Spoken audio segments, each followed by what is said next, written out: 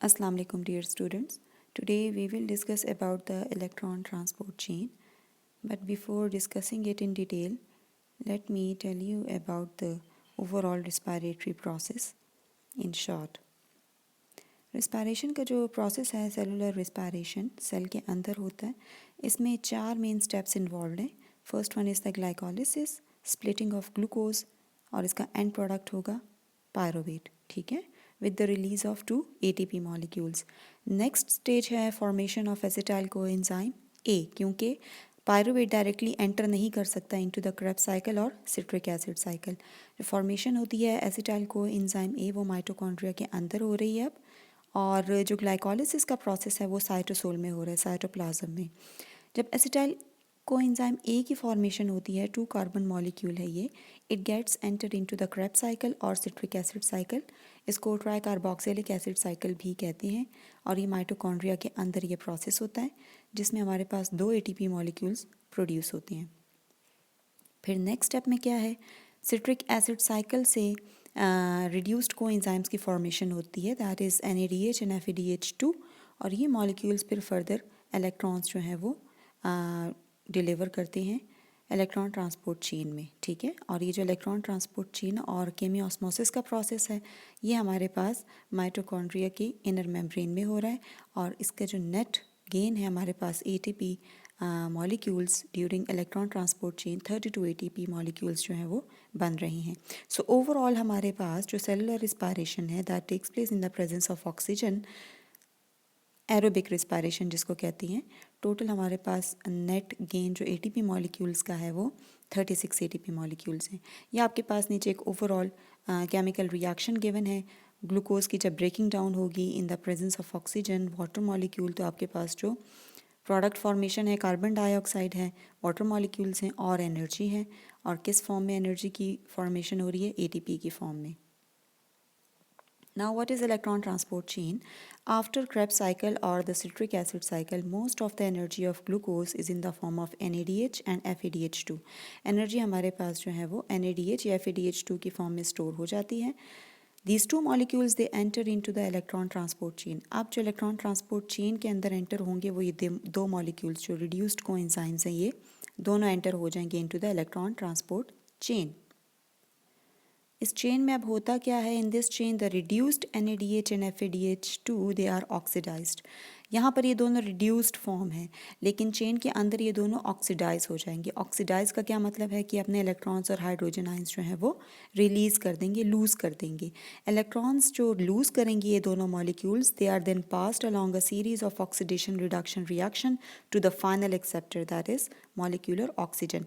और इन इलेक्ट्रॉन्स को जो रिड्यूस हो जो ऑक्सीडाइज हो जाएंगे, मतलब NADH और FADH2 जो रिलीज़ करेगा इन इलेक्ट्रॉन्स को वो कौन रिसीव करेगा, जो फाइनल एक्सेप्टर है मॉलिक्यूलर ऑक्सीजन वो ले लेगा.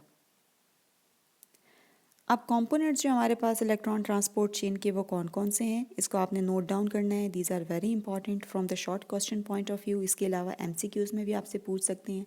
Main components electron transport chain के अंदर क्या क्या चीज़ें पाई जाती हैं, प्रेजेंट हैं. 4 मेन कॉम्प्लेक्सेस हैं. फर्स्ट कॉम्प्लेक्स जो है वो NADH डीहाइड्रोजनेस कॉम्प्लेक्स है. ठीक है, NADH से ये हाइड्रोजन आइंस की रिमूवल मींस इलेक्ट्रॉन्स को रिमूव करेगा.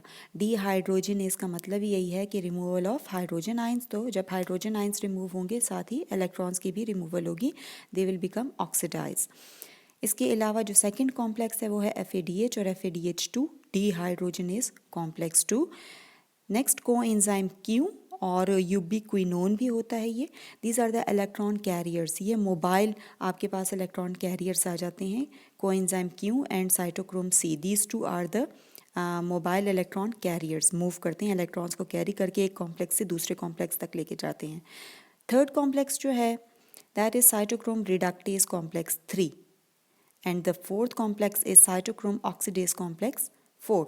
और साथ में ये दो जो हैं मोबाइल इलेक्ट्रॉन कैरियर मॉलिक्यूल्स हैं. एक है कोएंजाइम Q और यूबिक्विनोन भी है ये, इसकी लिपिड नेचर है, वाइल साइटोक्रोम C जो है वो प्रोटीन इन नेचर है. Here you can see mitochondria के अंदर ये इलेक्ट्रॉन ट्रांसपोर्ट चेन का प्रोसेस हो रहा है। ग्लाइकोलिसिस जो फर्स्ट स्टेप है सेलुलर रिस्पायरेशन का, वो तो साइटोसोल में हो रहा है, सेल के साइटोप्लाज्म में। बट बाकी जो रेस्ट ऑफ द 3 जो रिएक्शंस हैं, एक तो है formation of acetyl coenzyme A जो कि ऑक्सीडेशन ऑफ पायरोवेट से बनता है। उसके बाद क्रेब्स साइकिल के अंदर एसिटाइल कोएंजाइम ए की एंट्री होती है and then comes the electron transport chain.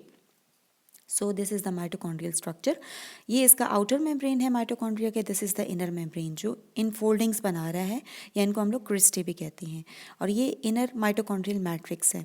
जो क्रिस्टे हैं या इनर मेम्ब्रेन है माइटोकॉन्ड्रिया की, इसके ऊपर इलेक्ट्रॉन ट्रांसपोर्ट चेन की जितनी भी कॉम्प्लेक्सेस हैं ये लोकेटेड हैं। These are basically the protein complexes. 4 protein complexes आ जाते हैं और इसके साथ साथ 2 जो हैं वो इलेक्ट्रॉन मोबाइल कैरियर्स हैं, और साथ में एक एंजाइम है एटीपी सिंथेज और एटीपी सिंथेटेज जो आगे फर्दर फॉर्मेशन करेगा एटीपी की। while these all structures or components they are located on the inner mitochondrial membrane, that is on the crystal structure, on the crista.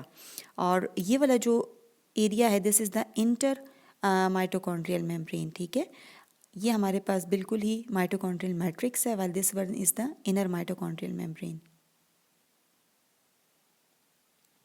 अब passage किस तरह से हो रही है इलेक्ट्रॉन फ्लो की?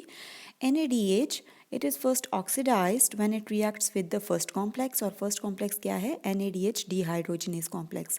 जब NADH मॉलिक्यूल रिएक्ट करेगा NADH डिहाइड्रोजनेस कॉम्प्लेक्स 1 के साथ, इट विल बिकम ऑक्सीडाइज, मतलब ये अपने इलेक्ट्रॉन्स को लूज कर देगा। इलेक्ट्रॉन्स अब कहाँ मूव करेंगे? पेयर्स की फॉर्म में होंगे electrons, always remember this. Electron pair की फॉर्म में now move to the coenzyme Q, जो आपके पास मोबाइल इलेक्ट्रॉन कैरियर है, वो उसको लेकर जाएंगे फर्दर आगे दूसरे कॉम्प्लेक्सेस की तरफ। If FADH2 is to be oxidized through electron transport chain, it also hands over its electron to coenzyme Q or ubiquinone via FADH dehydrogenase complex 2.